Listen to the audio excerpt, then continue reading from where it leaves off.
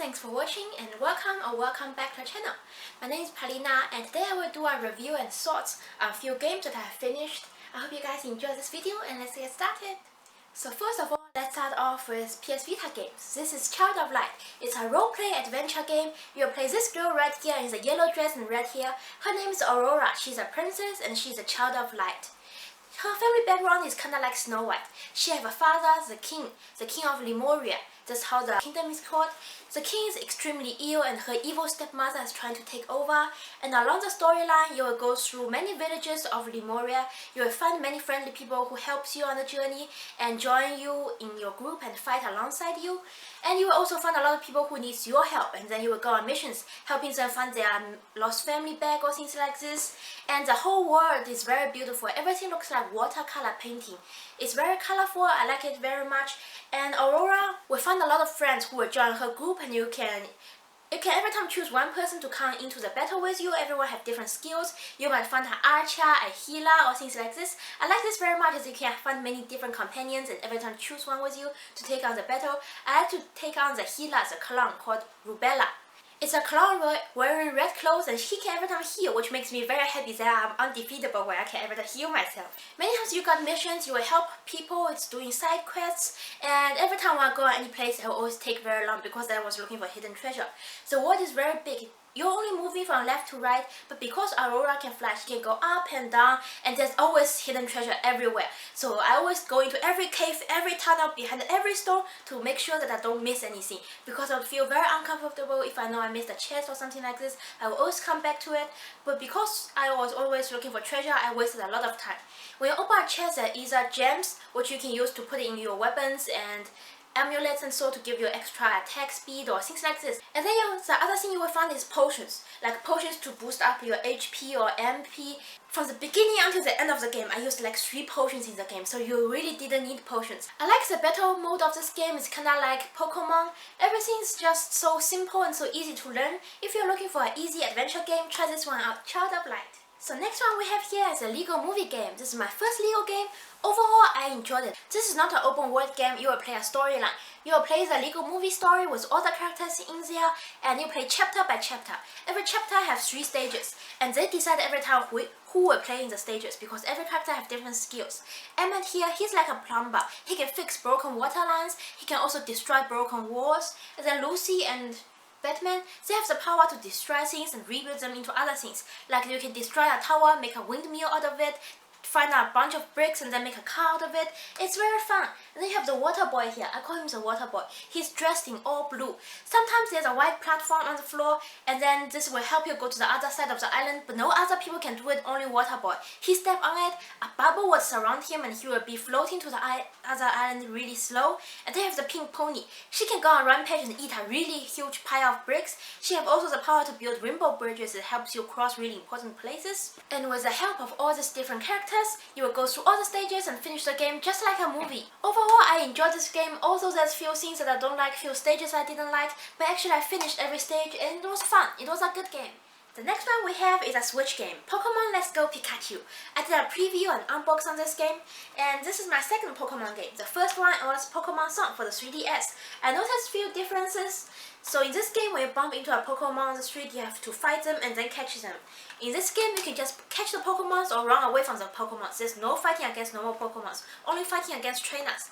Some ways a little boring, you missed a lot of fights, but on the other side, you saved a lot of time. You don't have to fight everyone you meet and bump into on the street. And I really like the Pokemon game. I like to go through every city have a gym trainer.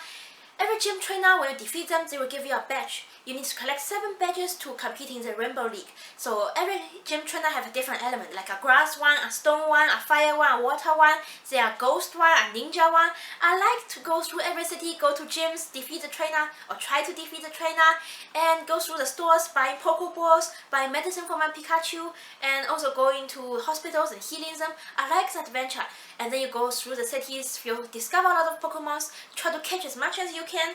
I like the whole concept of Pokemon. It was really fun to play it. Overall, I enjoyed the Pokemon Let's Go Pikachu game. I'm very proud of myself for finishing it. I liked everything. There was nothing that I hate about in this game. The next one we have is South Park The Fractured Butthole. They say fractured butthole, but they mean fractured butthole. It's for 18 years old plus. I got permission to play it.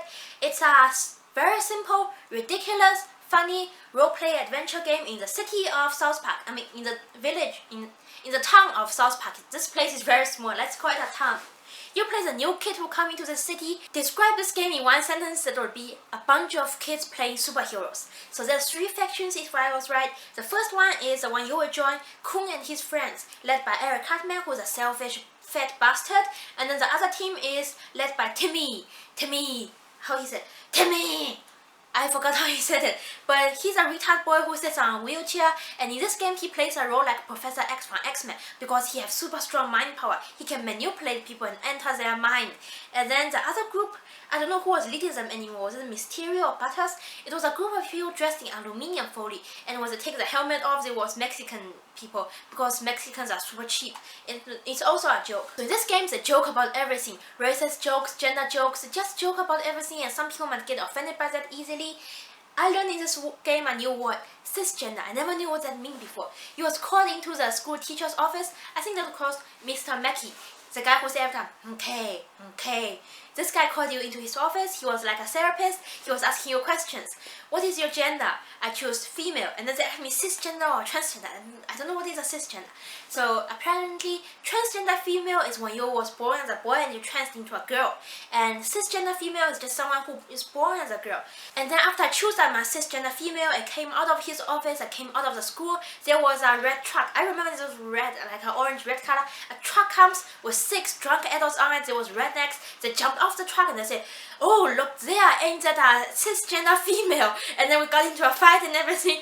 They joke about everything in this game, so I like that very much because everything was just so ridiculous and funny, and I liked it. It's a bunch of kids play superheroes, destroy things, go through people's houses, stolen things from adults. They were got into fight with crab people, with whores. I remember there was a place with whores. And then they got also fight into rednecks, also 6th graders. I think everyone was in the 4th grade and they got into fight with 6th graders. They got into fight with a lot of people, they mess with everyone, and that's what makes it so fun because everything was just so ridiculous.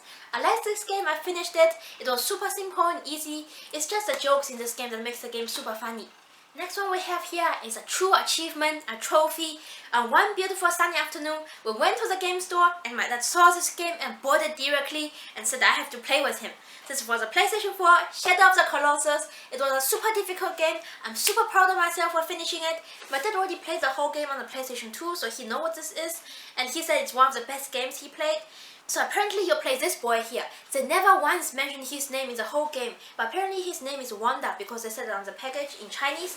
So Wanda was riding a horse with a girl on it. The girl was in coma or asleep or maybe dead. She was on his horse. She was riding over a bridge, come to this mysterious land. There was a temple, and he going to the temple, he put the girl on the platform there and asked the mysterious gods to help him revive the girl, to make her wake up again.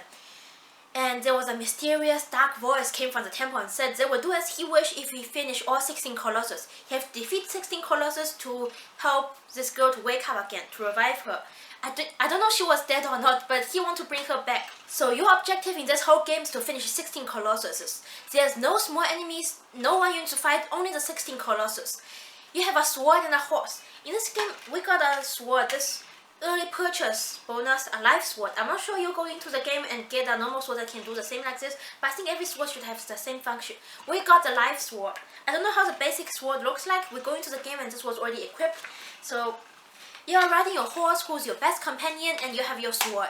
When you put the sword up, it will shine a light out. Then you will move around to see which way you will go. When the light becomes super small, that means that's the way you need to go. And you will follow the light and find the Colossus. And everything was so difficult in this game. I'm so proud of myself. So total is 16 Colossus. Me and my dad decided he do 1, I do 2. He was only thinking that he showed me how to do the first one, then I do the second one. And he was like teaching me. What I didn't realize is if I go on this way, I have to finish the end boss. Number 16 would be mine. After I saw the end boss, I was so glad that didn't happen. By boss 5 or by boss 7, he got a core in the middle, so I helped him finish the boss. It was a snake boss in the river. Every Colossus looks different, have different sizes, different difficulty, different skills. The first 2 were super easy. They're like tutorial level. You climb on them, they will teach you how to use every button, how to grip on their hair, how long you will have the grip power, and how to step them, where to step them, to make them lose blood and everything. And then later everyone looks different. There might be a big flying one. I finished that one. There will be one under the sand, under the desert. It's a snake under the desert. You will try to grab him when he comes out. My dad did that one. There's 2 different ones under the water. One with thunderbolts on him. I did that one. Basically, every Colossus is different. On the beginning, the Colossus are non-aggressive. On the end, they become more and more aggressive. They attacks you and they run, and so there was a small one. He was like a small. He has the head of a tiger or lion, but he has the shell of a turtle or something like that. It was a small one, and he runs around. He was aggressive. He runs at me. I have to jump on him, and I grab on him. But then I lost my grip, and my dad was yelling at me, "Get back on! Get back on!" And it makes every time super nervous every time he yells. Luckily, I got back on him again later. On the end field, I was watching walkthroughs because I got so nervous. I want to know what I was facing on the next day. The game was very fun. It was a fun adventure with my dad. Even though it was very difficult, the game had a really beautiful view. But when I was playing it, I wasn't concentrating on the view. I have to find the Colossus, defeat him, it makes me so nervous. But when my dad was playing it, I was looking around at the view. The bridge looks very real, the cracking stones, and the sand, and the wind moving the grass, the sun shining, the clouds, the sky. I like everything. The game had really high graphic. But when I was playing it, I wasn't even looking at it that way. I was every time so nervous. There was one boss where I have to go through a mountain for him, and I go through a really dark place. It was the first time where I got chills from playing game because the place was so dark, and I was so scared to go through that place. I don't even know why. It's just a game on a console, but for some reason I'm so scared to go through this dark place. It makes me feel really cold. My dad got nice places. There was one where he came down a mountain, and there was beautiful blue water and a temple where you have to go under. But the water looks really good in this game, the mountains, the trees. I just focused on this kind of stuff. It looks really beautiful in this game. The Colossuses are difficult, but you can watch walkthroughs if you want to. Overall, I'm very proud of myself for finishing this game. 16 Colossus, I finished 8 of them. It was super difficult, but it was good. Oh, I found my dad the video for the end boss. The guy in the video took 50 minutes to finish the end boss. I think it was itself literally over an hour to finishing the end boss. It was very difficult. It was on a rainy night. It was a super giant, super tall Colossus. He had a pants like a bell, and it was like a bell that you can ring. The shape was like a bell, and he was inside of him. And that's it for this video. Thank you guys so much for watching. Let me know in the comments down below. Did you play any of these games? And which one was your favorite? Thank you guys so much for watching. I will see you all next time. Bye!